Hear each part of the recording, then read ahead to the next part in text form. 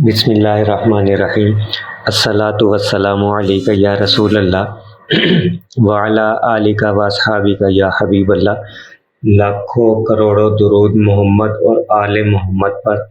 کہ جن کے صدقے اور وسیلے سے اللہ پاک نے ہم پر اپنی بے پناہ عنایات جاری رکھی ہوئی ہیں۔ معزز سامعین کرام، السلام علیکم۔ آپ احباب نے اب تک درود شریف کے مشاہدات کی کم و بیش 74 ایپیسوڈ سماعت فرمائی ہیں، یعنی سنی ہیں۔ بہت سے لوگوں کے ذہن میں پھر بھی ایک سوال گردش کرتا ہے کہ پتہ نہیں ہمارا درود قبول ہے بھی یا نہیں۔ ویسے تو احادیث میں درود کی قبولیت کی نوید سنا دی گئی ہے کہ درود ہر حال میں ایک مقبول عمل ہے، اور پھر ایک عقلی دلیل یہ بھی ہے کہ آپ کا درود مقبول ہے تو آپ کی زبان پر بار بار ذکر رسول صلی اللہ علیہ وآلہ وسلم جاری ہے، ورنہ اللہ پاک بہت غیرت مند ہے، کبھی بھی کسی اپنے دشمن کی زبان پر اپنے حبیب صلی اللہ علیہ وآلہ وسلم کا مستقل ذکر جاری نہیں کرتے۔ یہاں اس سے مراد یہ نہیں ہے کہ جو لوگ درود مستقل مزاجی سے نہیں پڑھتے تو کیا وہ اللہ کے دشمن نہیں، ایسی بات نہیں ہے۔ جب آپ کو مستقل طور پر یعنی ہر لمحہ، کچھ لوگ ایسے بھی ہیں جو صبح شروع ہوتے ہیں فجر کی نماز کے بعد درود پڑھنا اور رات کو تہجد کی نماز پہ جا کے اینڈ کرتے ہیں، اور پھر صبح فجر میں اٹھ کر درود پڑھنا شروع کر دیتے ہیں، یعنی ہر لمحہ پل پل جو ہے، ہر سانس ان کی درود میں گزرتی ہے۔ اور کچھ لوگوں نے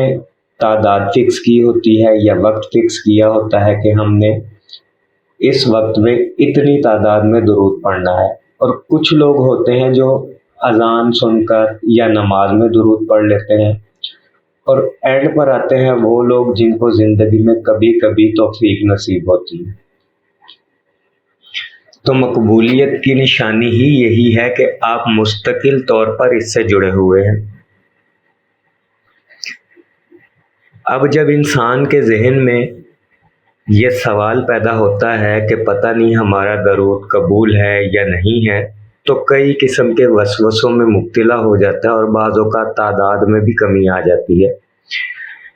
یہاں بزرگان دین کے کچھ واقعات آپ کے سامنے رکھنا چاہوں گا کہ مرنے کے بعد درود کس طرح انسان کو فائدہ دیتا ہے اگر تو اس کی زندگی میں مقبول ہے۔ سعادت الدارین کتاب کا نام ہے، القول والبدی کتاب کا نام ہے۔ ان دونوں کتابوں میں یہ واقعہ درج ہے کہ ایک مریض جو کہ کثرت سے درود پاک پڑھتا تھا، نزا کی حالت میں تھا، یعنی جان نکل رہی تھی، موت کی حالت آ رہی تھی، تو اس کا ایک دوست بیمار پرسی کے لیے آیا اور دیکھ کر سوال کیا کہ اے دوست، موت کی تکلیف کا کیا حال ہے؟ تو اس نے جواب دیا، مجھے تو کوئی تکلیف محسوس نہیں ہو رہی، کیونکہ میں نے علماء سے سن رکھا ہے کہ جو شخص اللہ تعالیٰ کے حبیب صلی اللہ علیہ وآلہ وسلم پر درود شریف کی کثرت کرے، اس کو اللہ تعالیٰ موت کی سختی سے امن دیتا ہے۔ اور سید محمد کردی رحمۃ اللہ علیہ نے، کتاب کا نام ہے باقیات الصالحات، لکھتے ہیں کہ میری والدہ ماجدہ نے مجھے بتایا کہ تیرے نانا جان جن کا اسم شریف محمد تھا، انہوں نے مجھے وصیت کی تھی کہ جب میں فوت ہو جاؤں اور مجھے غسل دے لیا جائے تو چھت سے میرے کفن پر ایک سبز رنگ کا کاغذ گرے گا، اور اس میں لکھا ہوگا کہ یہ محمد کے لیے آگ سے برات نامہ ہے، اس کاغذ کو میرے کفن میں رکھ دینا۔ چنانچہ جب تیرے نانا جان فوت ہو گئے اور ان کو غسل دے دیا گیا اور کفن پہنایا گیا، تو کفن پر ایک کاغذ سبز رنگ کا گرا، اس پر لکھا ہوا تھا کہ یہ محمد کے لیے جہنم سے برات نامہ ہے، محمد یعنی بچے کو جس کو واقعہ سنا رہی تھی اس کے نانا کا نام محمد تھا، اور اس کاغذ کے اللہ تعالیٰ کی طرف سے ہونے کی یہ نشانی تھی کہ اسے جس طرف سے بھی پڑھو سیدھا ہی لکھا ہوا نظر آتا تھا۔ چنانچہ سید محمد کردی رحمۃ اللہ علیہ نے اپنی والدہ مائدہ سے پوچھا کہ اچھا میرے نانا جان کا عمل کیا تھا، یعنی کس وجہ سے ان پر یہ کرامت ہوئی یا بخشش ہوئی؟ تو امی جان نے بتایا کہ ان کا عمل دائمی ذکر اور درود شریف کی کثرت تھا، یعنی وہ کثرت سے درود پڑھتے تھے۔ اسی طرح شیخ احمد بن ثابت مغربی رحمۃ اللہ علیہ نے فرمایا کہ میری ملاقات حضرت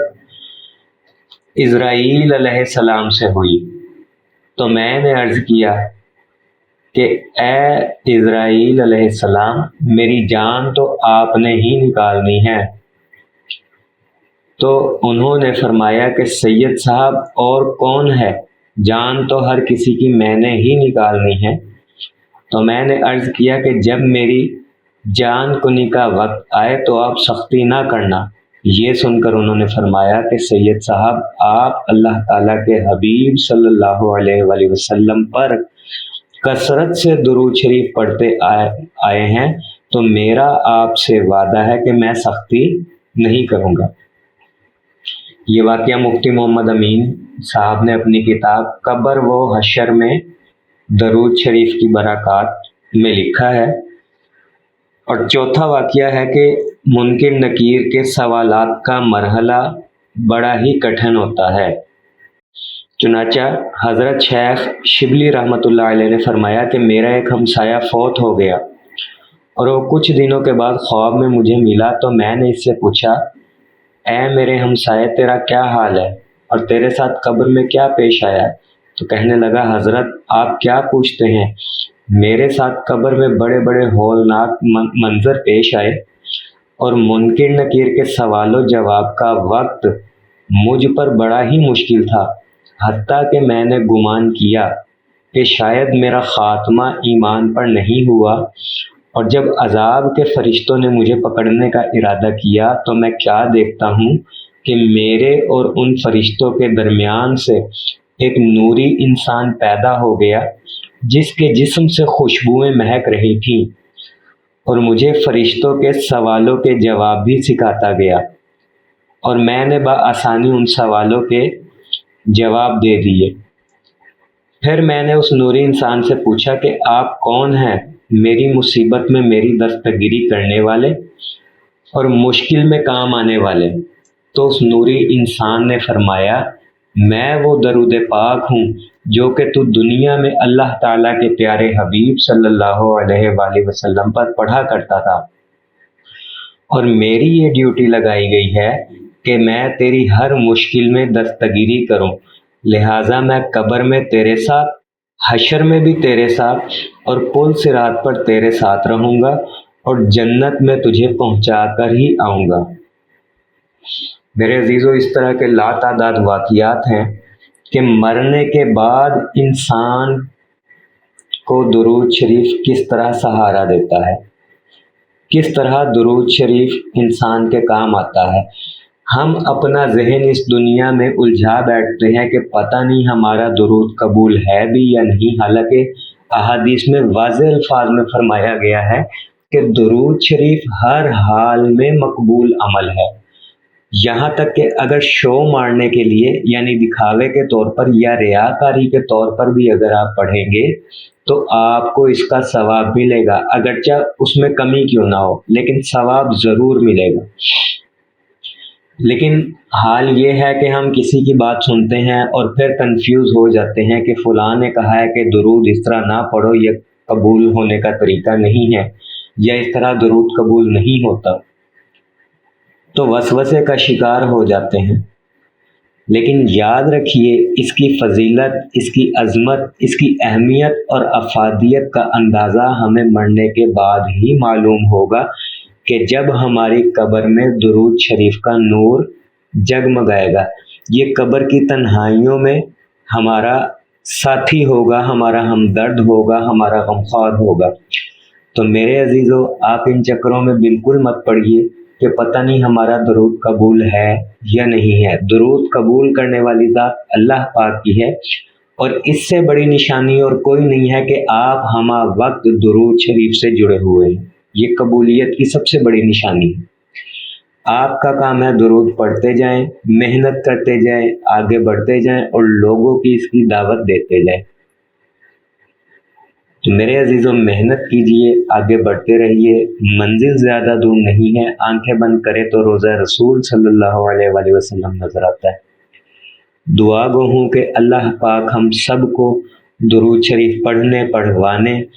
لکھنے، لکھوانے اور اس کی اشاعت و تبلیغ کرنے والا بنائے۔ صلی اللہ علی محمد، صلی اللہ علی محمد، صلی اللہ علی محمد۔ السلام علیکم۔